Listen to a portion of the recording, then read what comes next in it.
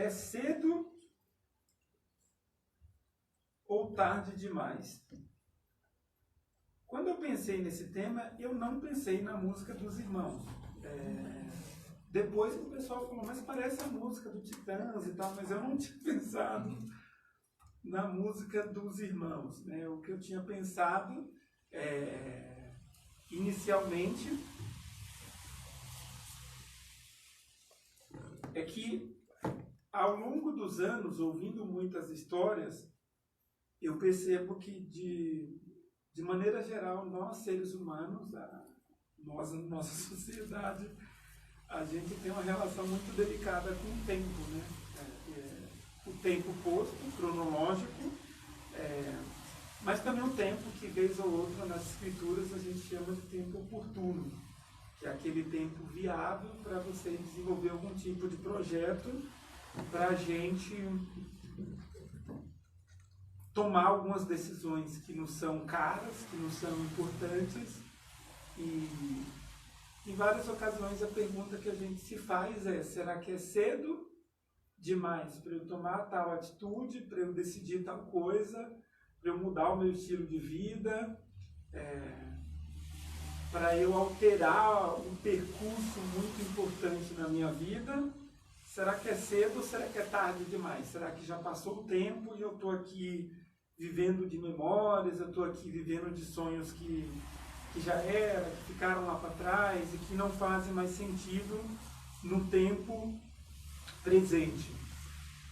E quando eu pensei durante essa semana, depois de escutar algumas histórias sobre esse tema, me veio à cabeça justamente o livro de Eclesiastes. Provavelmente escrito por Salomão. Há controvérsias, a gente já tem conversado um pouquinho sobre esse livro. O tema central dele é o termo no hebraico que se usa rebelde, que quer dizer vapor, que é o que a gente chama também de vaidade, ou um termo que se utiliza muito é Havel Havelim, que é vaidade das vaidades, porque no hebraico não existe o nosso superlativo. Grande, grandão, não tem esse grandão no hebraico. Então, quando os judeus vão utilizar um superlativo, eles então dão uma ênfase naquele nome. Por exemplo, em vez de dizer uma vaidade, uma vaidadona, não tem um vaidadão, uma coisa superlativa, então ele diz, é a vaidade das vaidades, quer dizer, aquela vaidade maior do que todas as vaidades. Então, isso é o superlativo dos judeus, e no hebraico, então, se usa esse termo. Basicamente, a gente acredita que o Salomão escreveu esse livro já numa fase de velhice, que é aquela fase da cadeira de balanço, de pensar sobre a vida, pensar no que aconteceu, coisas boas, coisas ruins, ver o que valeu a pena. É aquela festa dos 60, 70 anos em que as pessoas contam a sua história. Atualmente até fazem um vídeo, né? É um arquivo confidencial que não é daquele irmão da TV de domingo.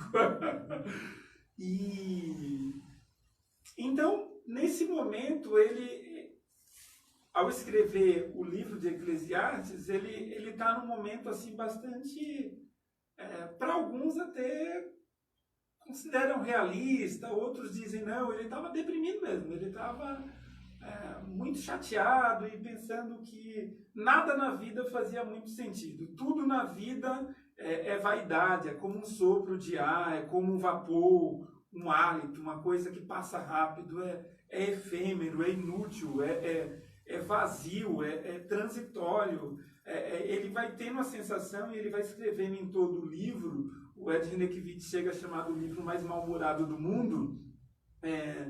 Uma espécie de que assim, putz, nada é duradouro, parece que tudo passa rápido demais.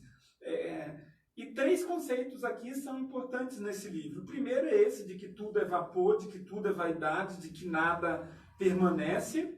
Ele diz também que não há propósito nenhum no trabalho, porque quando alguém trabalha muito, ajunta riquezas, deixa para o herdeiro que não trabalhou nada, literalmente, como se diz no interior da Bahia, não deu um prego na barra de sabão, e é aquele outro que não trabalhou, que vai gozar da herança daquele que trabalhou a vida inteira.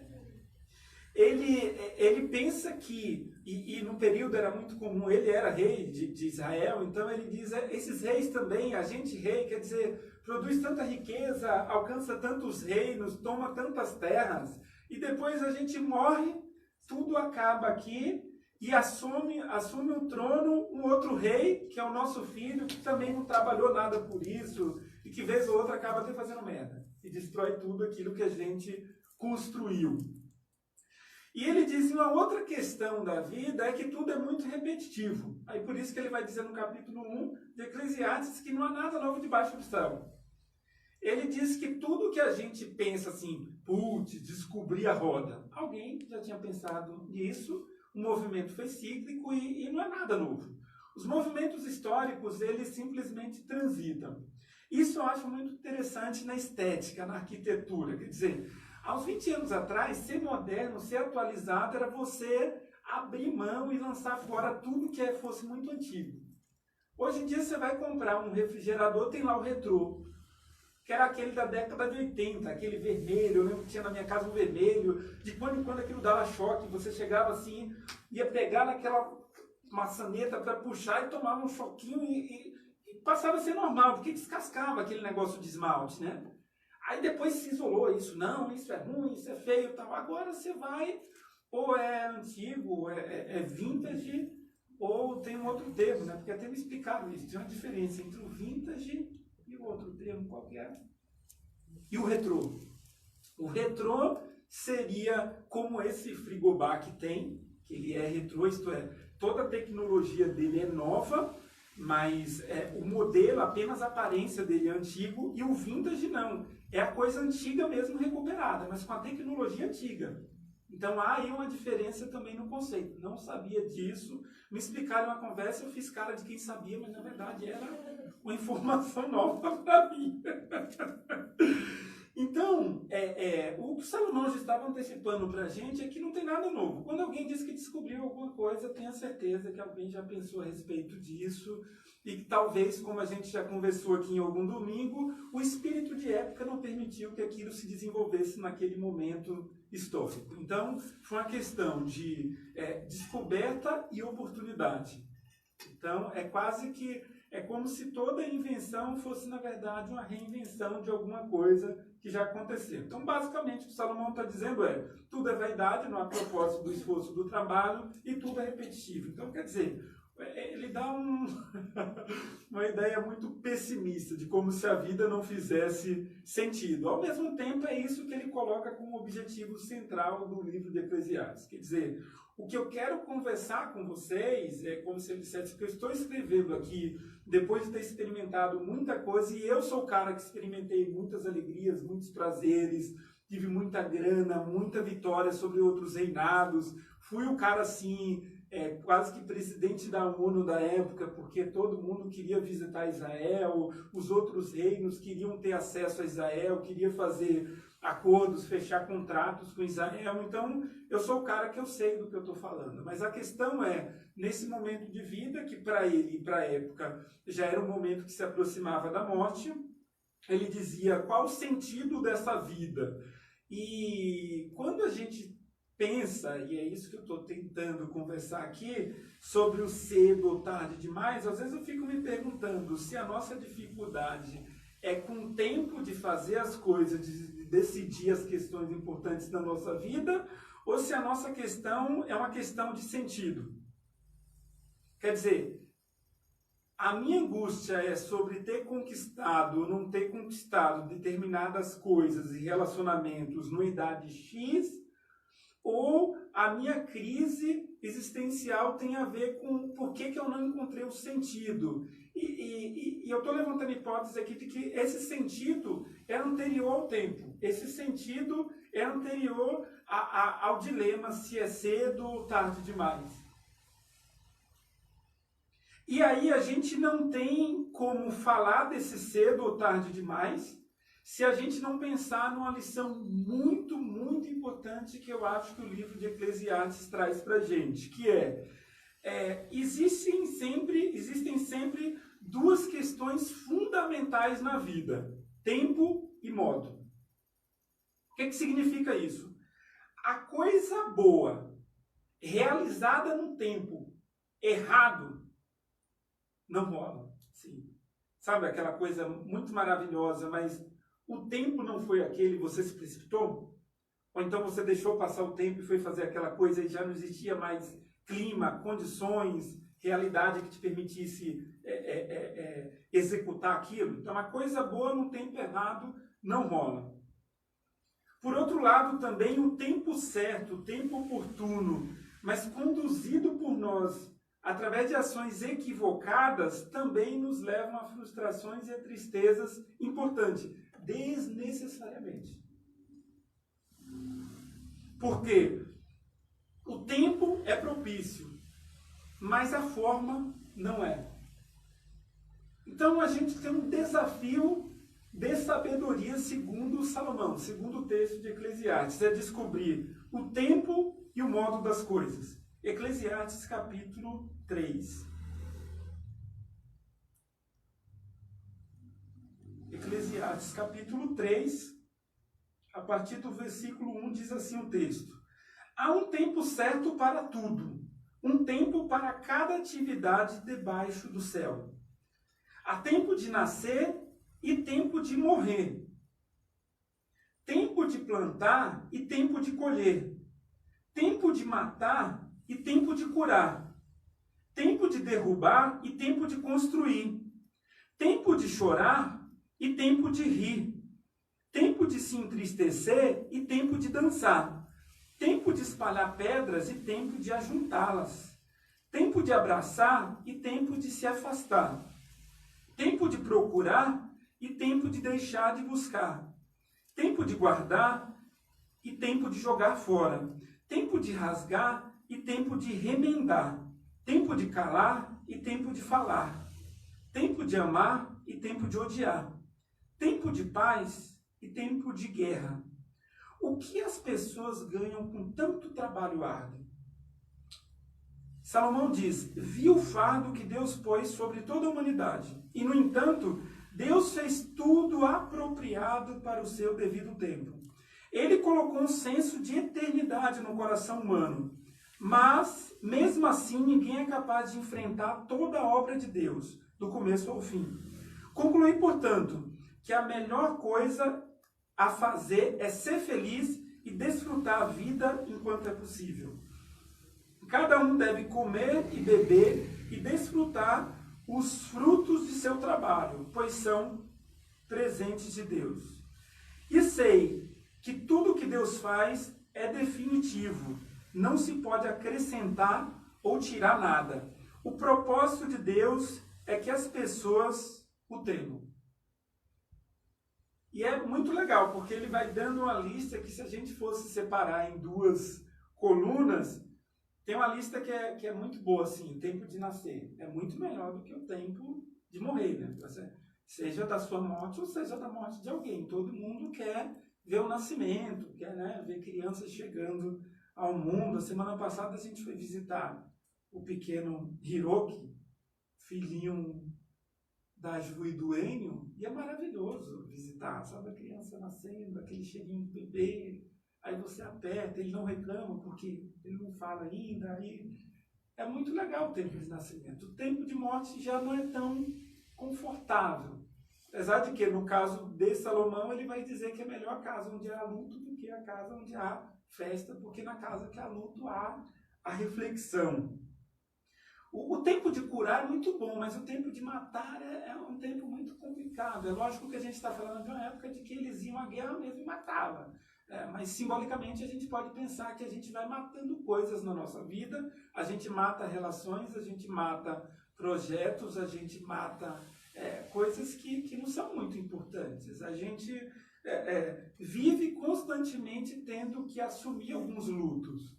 Do luto mais básico, alguma coisa que a gente perde, mas assim, de menor importância, é um luto mais sério, de uma relação, de uma pessoa querida, de uma pessoa que a gente amava.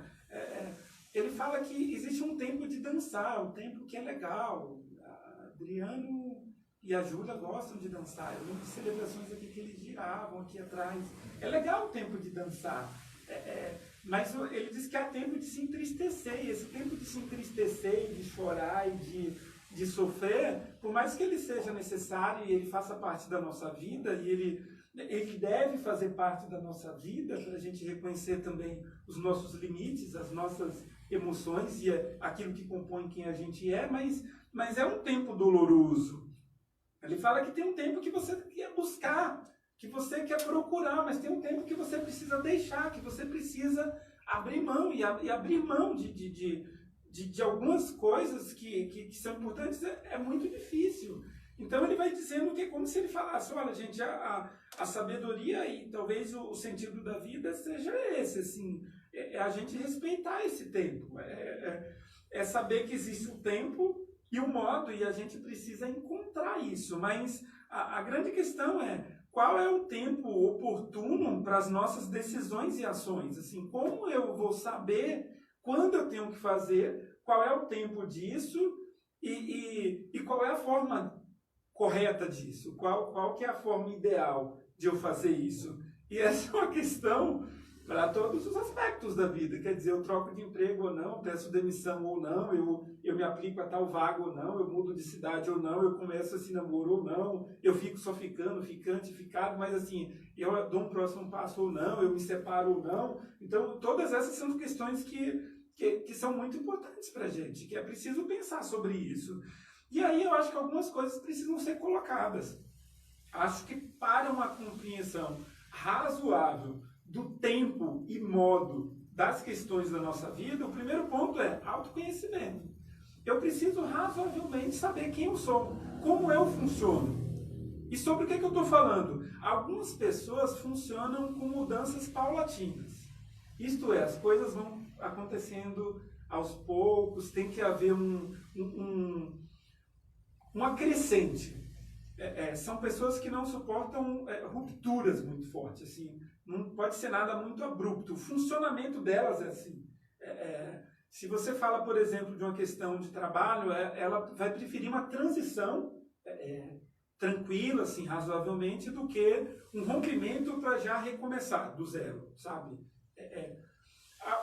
Já tem pessoas que precisam desse rompimento para terem coragem de começar a funcionar de uma outra forma e até melhorarem naquilo que estão se propondo. É o funcionamento da pessoa. E é importante que ela olhe para si mesma e pense, eu funciono assim. Eu preciso respeitar a maneira com a qual eu funciono. Senão eu gero um sofrimento maior. Mudar já é difícil para todo mundo. Eu ainda quero mudar de uma forma diferente àquela do meu funcionamento, então o negócio fica um tanto que delicado. A pessoa precisa pensar, eu sou de alguém, um ser humano com um perfil mais racional ou mais emotivo? Porque assim, se eu sou racional e tomo decisões sem avaliar muito o detalhe das coisas, eu vou sofrer muito, porque eu sou razoavelmente de um perfil mais organizado. E aí, a pessoa mais emotiva, ela decide, depois ela vê o que resolve. Depois ela vê como que ela vai colocar aquilo de uma maneira de ordem prática, ela vai organizar aquilo. E isso, apesar de eu rir, não é uma crítica. Porque tem pessoas que funcionam muito bem assim, obrigado. Ela decide, ela vai arcar com aquilo, e depois ela vai se organizando aos poucos, sabe? Tem pessoas que terminam um relacionamento hoje e diz que vai morrer, mas no outro dia já está apaixonado igualmente por uma outra pessoa. Aí você pode dizer, não, mas substituir, eu não sei, é o funcionamento da pessoa. Tem pessoas que precisam de um tempo razoável entre um relacionamento anterior e um novo relacionamento. Ela precisa de um tempo para se curar. A cura para algumas é já colocar o próximo da fila. Então, é uma forma de funcionamento. A questão aqui não é moral, né, o certo ou errado, é como a pessoa funciona. Eu lembro que eu já ouvi muito de pessoas isso. Eu sou alguém que eu não sei ficar sozinho. Eu não sei ficar sozinha, então eu sou de muitos amores.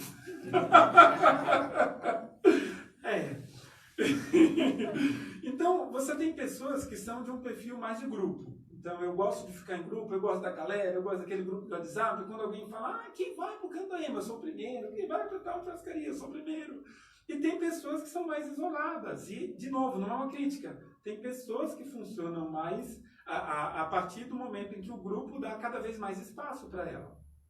Para que ela funcione do jeito dela. Então, tem pessoas mais organizadas, tem pessoas mais bagunceiras. E Isso é importante a pessoa se reconhecer nisso, sabe?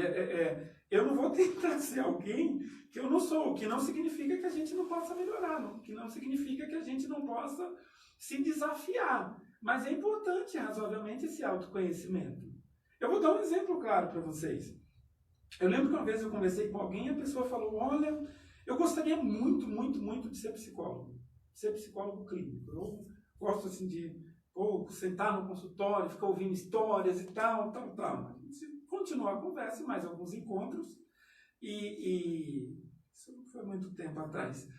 E depois a pessoa falou assim, em outra situação, a pessoa falou, eu não sei como as pessoas conseguem ficar em ambiente fechado. Eu gosto de rua, eu gosto do agito, eu gosto de trabalhar correndo. Eu falei, então, mas aquele projeto lá de ficar no consultório, sentado com pessoas, não cabe muito, né? Para alguém que gosta de ficar na rua, que gosta de pegar o carro e representar a empresa e sair e girar, eu acho que fazer uma transição para uma profissão dentro desse enquadro, porque psicólogo tem várias atuações possíveis, mas eu digo como clínico, é um pouco difícil. Não sei se você vai ter paciência de ficar assim, vários atendimentos de 1 hora seguidos. Então, isso é uma falta de autoconhecimento da pessoa. Ela precisa pensar, não, o meu plano não tem nada a ver com quem eu sou. É importante a gente pensar isso. A gente fala do tempo e modo, mas às vezes é um tempo interessante para se tomar tal decisão e se fazer tal coisa, mas não tem a ver com a gente. Sabe aquela história de que todo mundo agora está ganhando dinheiro com tecnologia? Eu também vou fazer coisa de tecnologia, mas eu não tenho habilidade nenhuma com tecnologia. A bola da vez agora é ser geólogo, porque depois do desabamento, não sei o que lá e tal. Mas eu não consigo ver um inseto, sabe assim?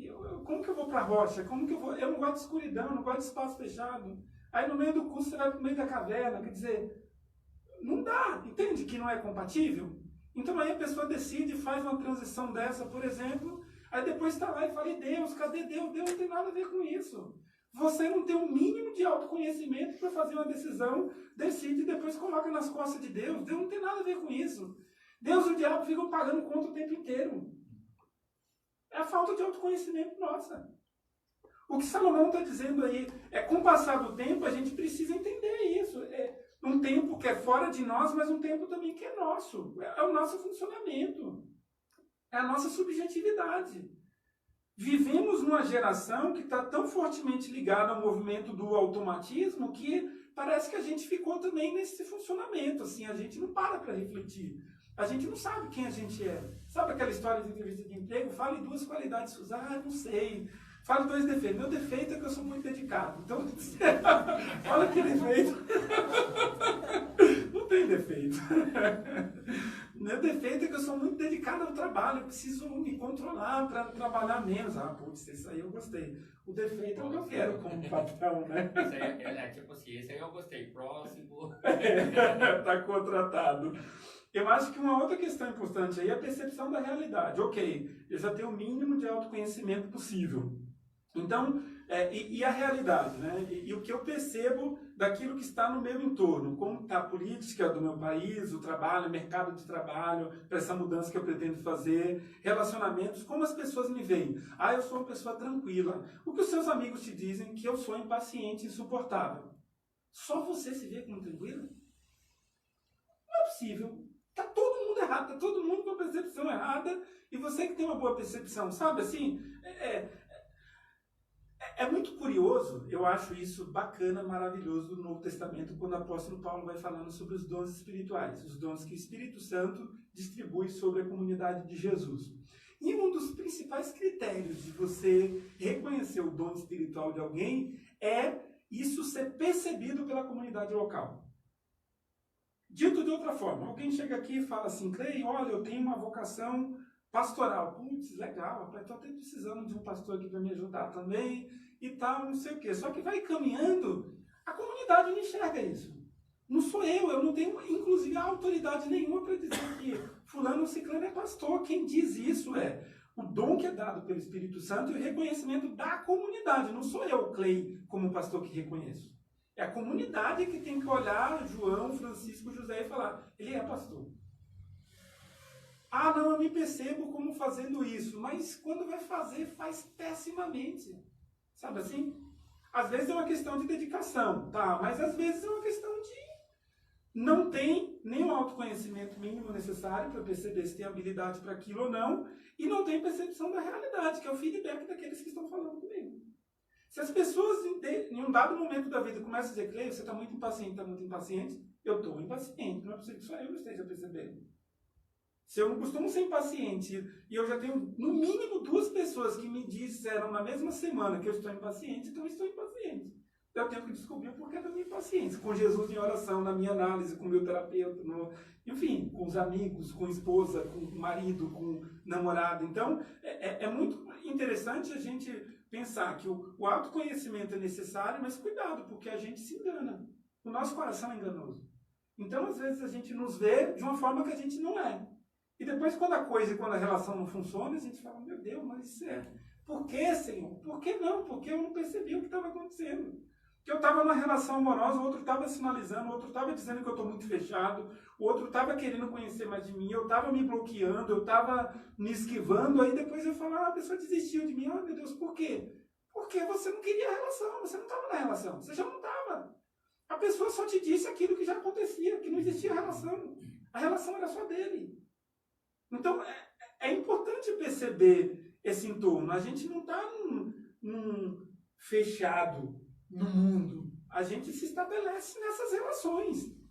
E sem isso, eu posso, no momento que não convém, tomar uma decisão errada e quebrar a cara lá na frente por falta de perceber aquilo que está no meu entorno.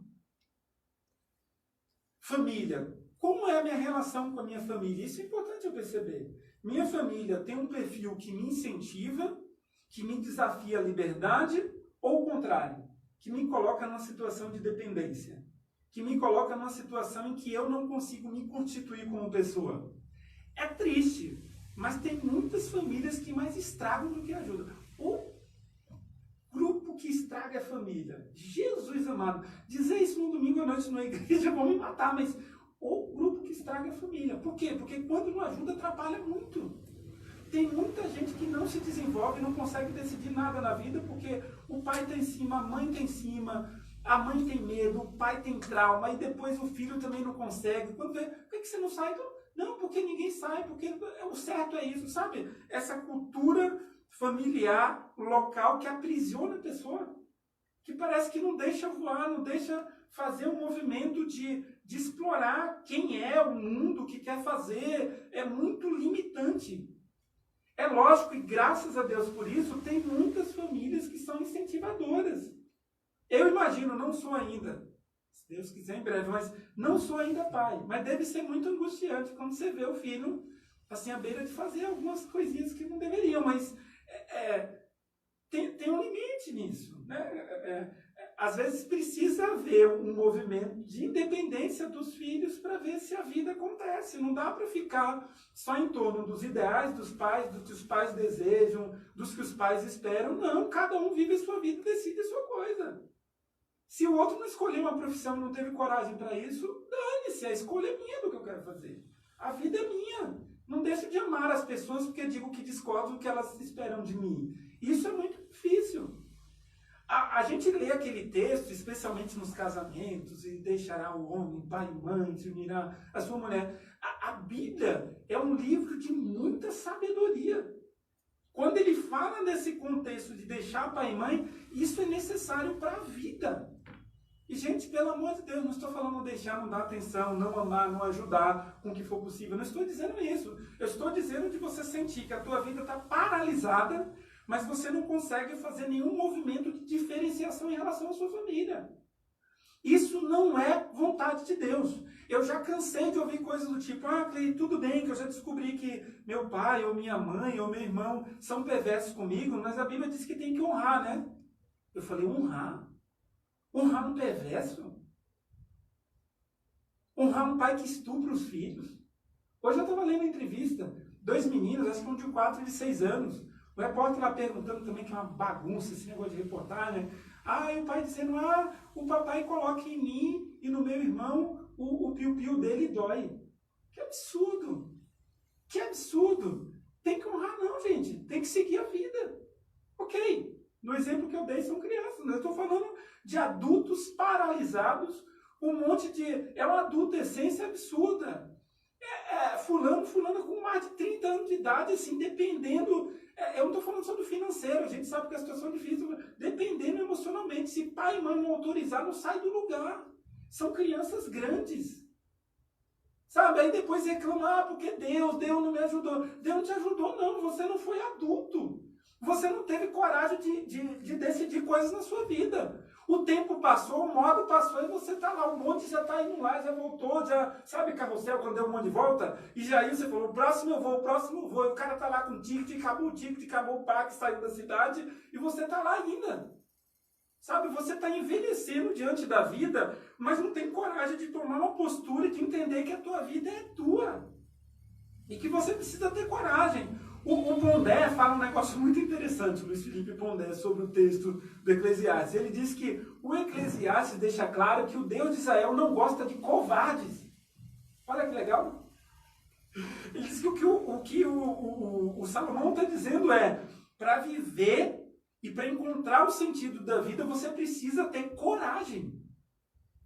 Repito a frase do Pondé. O Eclesiastes deixa claro que o Deus de Israel não gosta de covardes.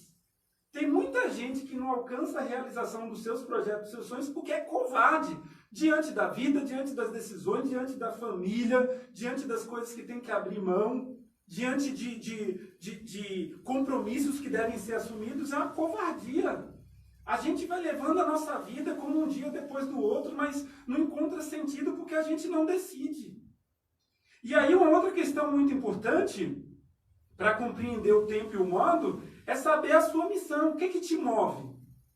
Eu brinco, eu costumo dizer que o que você continuaria fazendo mesmo após ganhar a Mega da Virada? Porque é isso que você mede, onde está o teu coração e o que faz sentido para você. Quando o teu trabalho, por exemplo, ele é só trabalho e subsistência, primeira grana forte, você descobrir assim, aquele bisavô que deixou alguns bilhões, assim, meio Gugu, sabe, 1 bilhão, deixou? Por enquanto, contabilizar as casinhas de 15 milhões, 20, 1 bilhão para os filhos. É mais ou menos, você descobre, putz, parou na minha mão assim 1 bilhão. Então eu paro de fazer tudo. Então significa que o teu coração não está em nada disso que você está fazendo. Porque quando o teu coração realmente está em alguma coisa, você pode ficar milionário, mas aquilo faz tanto sentido para você que você pode fazer gratuitamente, mas você não vai deixar de fazer. Porque aquilo te move. O dinheiro hoje ajuda, vinculado a essa tua atuação, mas mesmo você tendo dinheiro, você faria. Porque você não faz só pelo dinheiro. Então é muito importante a gente, antes de pensar no tempo e no modo, pensar o que realmente, quando eu faço, mostra de uma forma mais efetiva quem eu sou. O que em fazendo eu me sinto eu nessa coisa? Sabe aquela história de que parentes, família, amigos muito próximos que cresceram com você, te encontram anos depois e falam, eu sabia que tu ia virar isso. Tu já tinha esse jeito? Minha mãe brinca sempre e fala assim, tu sempre foi pastor, antes de ser crente.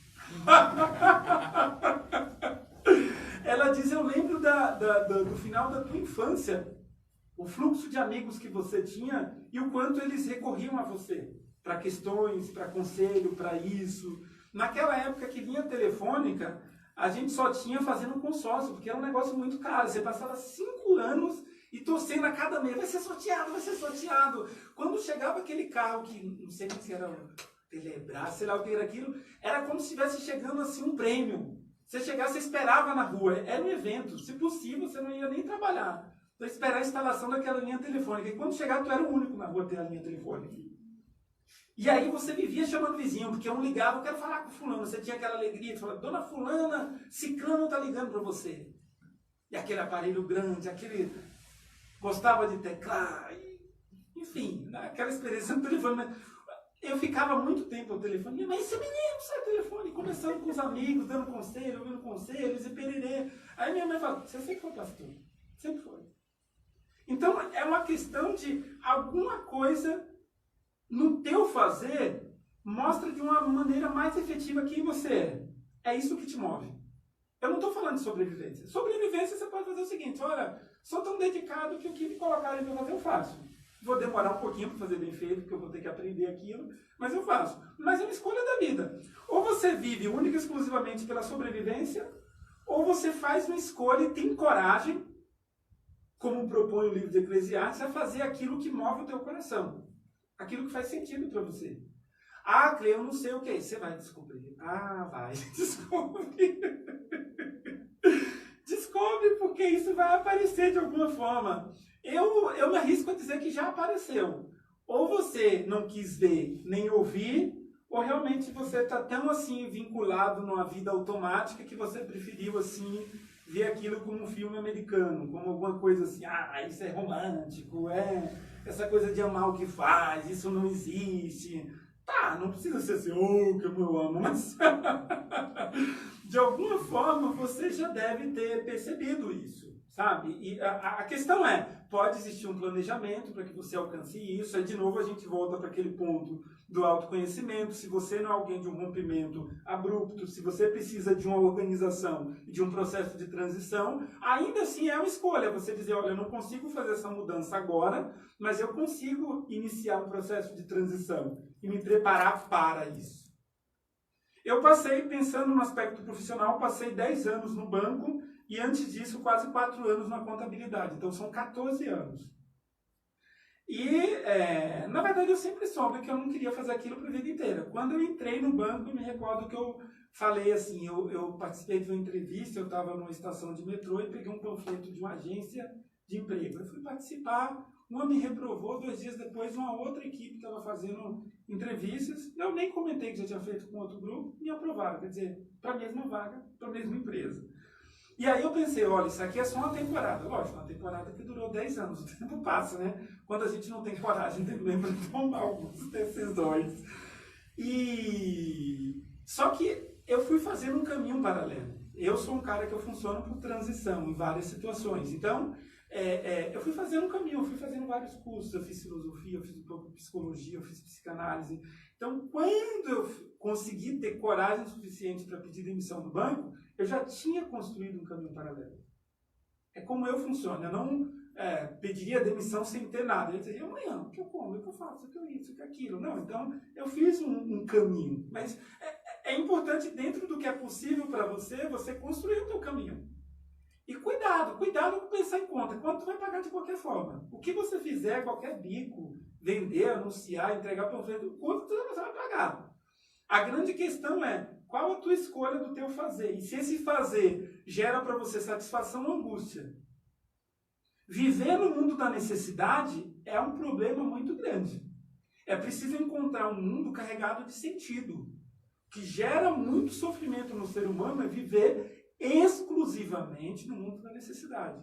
Porque eu não tenho como excluí-lo, mas viver só nele gera problemas sérios, emocionais, psíquicos, espirituais na pessoa. E aí uma questão que se levanta é, você abriria mão de outras coisas, opções e opiniões para atender ao seu desejo? De ser você, de fazer aquilo que te move? Fazer aquilo que te chama? E é muito legal, porque é por isso que a Bíblia usa a expressão vocação como chamamento, como equivalente. O chamamento é o seguinte, as pessoas dizem assim, você acha que você escolheu fazer tal coisa? Ou essa coisa te escolheu? É confuso, não dá para responder. Ah, você fez tal curso, por exemplo, porque você escolheu fazer o curso ou o curso te escolheu? Sabe, quem atraiu quem primeiro? Quem veio primeiro? O ovo ou a galinha? Sabe alguma coisa assim? O apóstolo Paulo, em vários momentos de dificuldade, quando questionavam ele, pô, você está sofrendo e tudo mais, ele falou assim, gente, eu não tenho como não pregar o evangelho. Eu fui chamado para isso. Vocês não estão entendendo, não é só uma questão de opção. Quando ele disse do desejo dele, ele falou, quem eu sou, a minha identidade está tão vinculada a isso, que eu não sei fazer outra coisa. Na verdade, eu não quero fazer outra coisa. É a escolha minha, servir a Jesus e dar a minha vida em sacrifício. Por isso que ele disse, eu quero viver e quero muito pregar o evangelho. Se eu viver lucro, ok, mas se eu morrer também. Sabe, eu vou continuar fazendo o que eu faço porque eu encontrei sentido nisso que eu faço. Não é por uma questão de obrigação. Jesus é o grande exemplo para nós disso. Porque ele tinha plena convicção da missão dele. Quando ele começou a anunciar que ele iria sofrer e que ele iria dar a vida por nós, Pedrão falou, não, Senhor, não faz isso não. Eu não vou deixar não, eu mato todo mundo. Eu vou para Paulista fazer uma manifestação, mas eu não vou deixar isso acontecer. Jesus falou, Pedro, você não está entendendo, tem um plano, tem um propósito, e eu sou movido a isso. Eu tenho uma missão. A consciência de missão sempre te vincula ao que você faz, mas a partir de quem você é. Nunca há uma dissonância, nunca há uma dissociação. Não existe isso. Se eu estou dissociado, o que eu faço está dissociado de quem eu sou, não tem vocação nisso. Não estou dizendo que você vai ter que ser pastor, que você vai ter que ser missionário. Estou dizendo o que você faz. A tua carreira, a tua profissão como missão. Tem que estar vinculado. Fora disso, tenha certeza, você está vivendo baseado só na regra da sobrevivência. Do imediato. Da necessidade de pagar contas. Que é importante sim. Mas, vamos dizer, o nosso percurso deve ser em direção ao nosso desejo. Ainda que por muito tempo ele tenha que ser atendido parcialmente. Mas é preciso que a gente não feche os olhos para isso. Em último lugar, a oração. Porque tudo isso que a gente está falando, a gente crê em Jesus. A gente falou sobre isso aqui ontem à noite. A gente acredita num Deus que nos ouve. A gente acredita que Deus se importa com cada aspecto da nossa vida. Então é importante dizer a Deus, falar para Deus sobre essas coisas, sobre essas decisões, sobre essas questões que são nossas, sobre os nossos projetos. É importante dizer isso para Deus. Ah, porque Deus não me dá o sinal. Pode ser que sim, não gosto disso não, mas pode ser que sim. Não duvido que Deus te dê sinais, mas eu acredito que quando a tua oração diante de Deus já conta sempre o que é a sua vida, você vai perceber isso. E aí sim eu entendo como sinal de Deus. A paz de Cristo, como disse o apóstolo Paulo, vai ser o árbitro do teu coração. Você vai saber que está fazendo a coisa certa e vai ter a convicção de que está fazendo no tempo certo. É a paz de Cristo que vai trazer isso para você. Então, é importante que a gente acredite em Jesus, que a gente ore, como disse o apóstolo Paulo, ore sem cessar.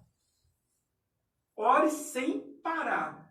Não pare de orar, não pare de apresentar a vida de vocês diante de Deus. Porque é o Espírito Santo que pode nos ajudar a que a gente tenha razoavelmente uma medida necessária de autoconhecimento. É o Espírito Santo que nos dá sabedoria, que ilumina a nossa mente, que vai nos ajudar a perceber a realidade à nossa volta. E é o Espírito Santo que vai mover no nosso coração e nos alertar de que nós temos uma missão. E de que essa missão é prioridade. Essa missão é sempre prioridade. E essa missão não me faz mal. Essa ideia de que missão de Deus é sempre missão de sofrimento, quem inventou isso assim é um sadomasoquista, né? Um negócio assim bem do sofrimento, porque não é essa a questão. A missão que Deus me dá necessariamente tem a ver com quem eu sou. Vez ou outra, se eu não cumprir essa missão, e aí é um outro ponto teológico que eu acho muito delicado, mas que acontece, é a questão do Jonas, né? Vai a Nínive e anuncia aquele povo lá que eles precisam se arrepender. Não vou. Aquele povo é mau, aquele povo destruiu as nossas tribos. Eu não vou lá pregar. Você vai. Ah, eu te mando lá para qualquer lugar. Ah, menino, tu não faz disso não, tu vai para lá. E Deus levou o cara para lá. E aí quando ele pregou o evangelho, o pessoal de Nínive se arrependeu, ele ficou revoltado. Senhor, eu não aceito não. O Senhor me mandou aqui para pregar e problema. A galera acreditou na tua mensagem, se arrependeu, agora o Senhor não vai mais destruir. Não. O Senhor não vai perdoar esse povo, não. Então, quer dizer, havia uma missão de Deus para a vida de Jonas. E por mais que ele correu, ele foi para onde? Às vezes Deus faz isso. Então, assim, eu não sei quais os planos deles para a vida de cada pessoa especificamente, mas eu sei o seguinte: No geral, via de regra, ele respeita a nossa vontade, mas algumas vezes ele passa por cima, dá um tapa na cara e segue adiante, que faz você cumprir aquilo que está no coração dele. Porque a missão de Deus é maior do que a gente. A gente não é assim o último biscoito do pacote, sabe? Assim, Deus, fazer charminho, não tem charminho. Sabe? Deus é um Deus poderoso, é um Deus de sabedoria, um Deus de toda a ciência, é superior a tudo e a todos. Ele tem projetos muito maiores do que nós. A gente sabe que a nossa vida não se limita aos meus planos individuais, ainda que eles são super, mega importantes e relevantes diante de Deus, e por isso que a gente olha e apresenta a Deus nossos planos e os nossos desejos, mas é importante ter sensibilidade para ouvir o que Deus está falando para a gente.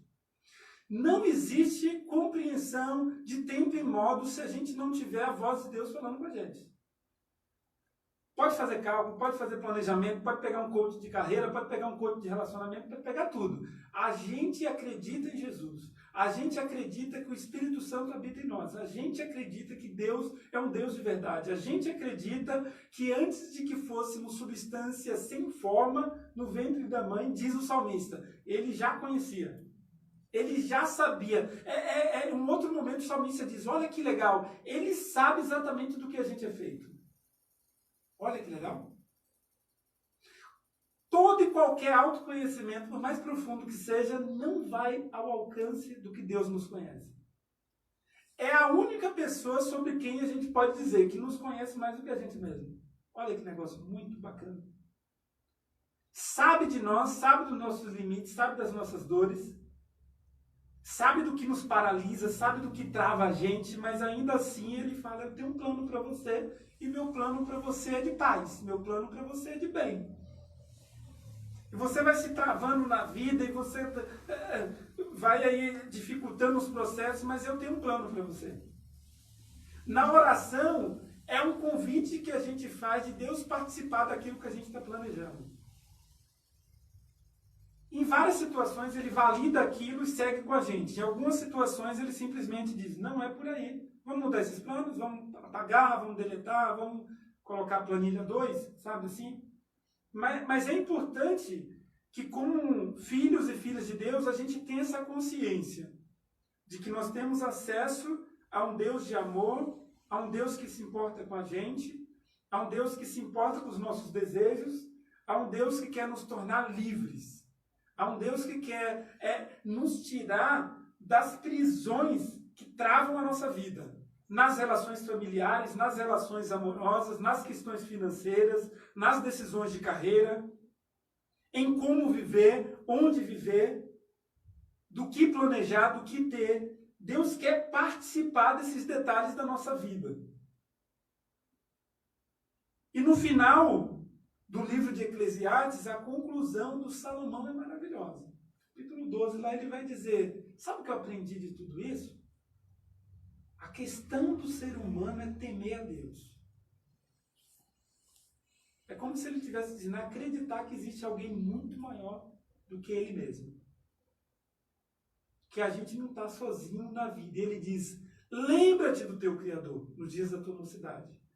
Antes que venham os maus dias, e aqueles dias dos quais você vai dizer, putz, eu não tenho neles contentamento, porque eu chego na porta de casa, minha vista já não está muito boa. Eu já não tenho mais força nas pernas, então eu vou segurando nos umbrais das casas. É o que ele está dizendo. Uma vida sem temor a Deus, sem acreditar que Deus existe e se importa com a gente, é uma vida sem sentido.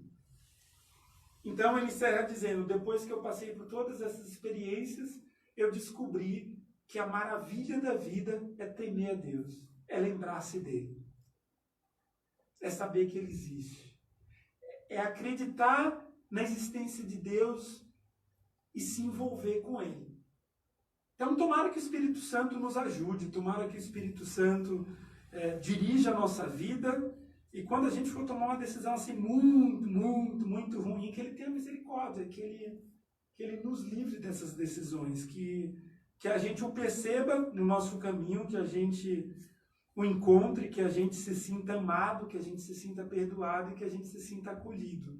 Que a gente saiba que ele se importa sim com todos os nossos planos, que ele se importa com aquilo que nos faz mal, com aquilo que nos faz bem, com as nossas alegrias, as nossas tristezas. Ele casa com a gente mesmo, assim, ele não tem.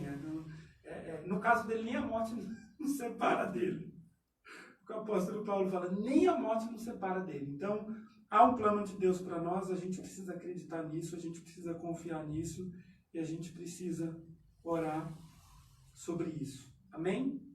Amém. Que Deus em Cristo Jesus